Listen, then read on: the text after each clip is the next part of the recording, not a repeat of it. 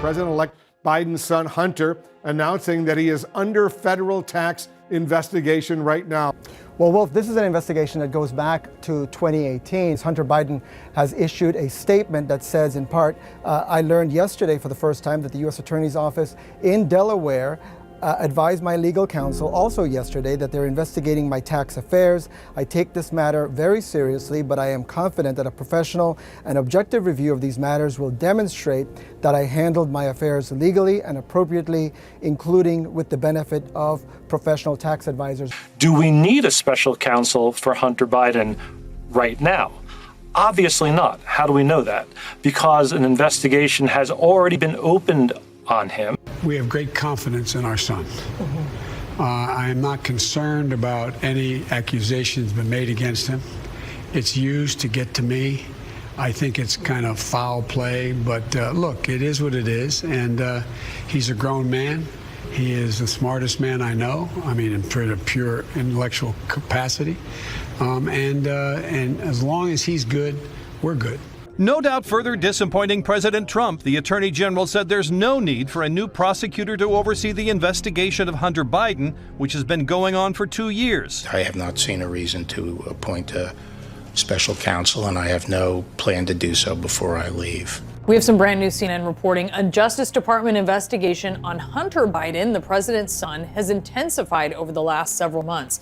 The investigation has been going on since 2018, and this stems from Biden's business dealings, from Hunter Biden's business dealings in foreign countries like Ukraine, while his father was serving as vice president. Right now, prosecutors in Delaware are focusing on a number of things, including whether Hunter Biden and some of his business associates violated laws, including tax and money laundering laws and foreign lobbying laws. Multiple sources tell CBS News that the federal investigation into Hunter Biden's business practices is broader than previously known.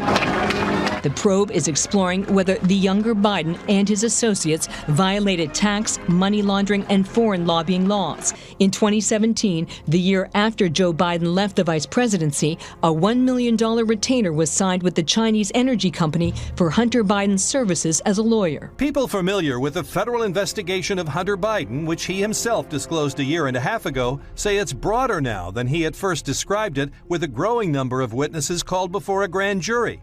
The president's son under growing scrutiny tonight over his finances, with federal prosecutors in Delaware investigating Hunter Biden and whether he broke federal tax law.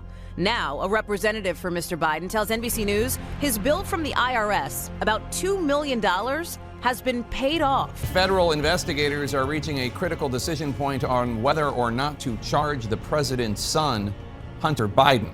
Prosecutors in Delaware are narrowing in on potential tax violations in their investigation of Hunter Biden. These emails, forensically authenticated for CNN, reveal Hunter Biden was repeatedly warned about deep debts and years of back taxes.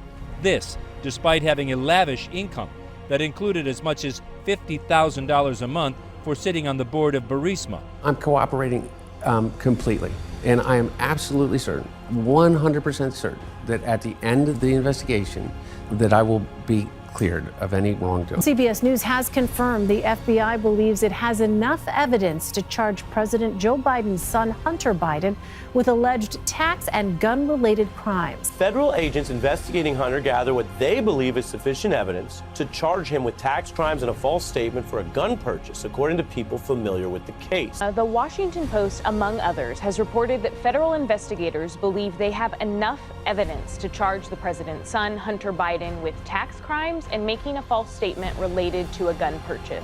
I'm proud of my son. I'm confident that what he says and does are consistent with what happens. By the way, this thing about a gun, I didn't know anything about it, but it turns out that when he made my application to purchase a gun, what happened was I guess you get asked, I don't guess, you get asked the question, are you on drugs, you use drugs? He said no. And he wrote about saying no in his book. So I have great confidence in my son. Right now, Trump ally Steve Bannon is facing sentencing for criminal contempt of Congress. He's charged with 2 counts after defying the subpoena from the January 6th committee. Judge Carl Nichols has sentenced Steve Bannon to 4 months in prison. The investigation has been going on since 2018.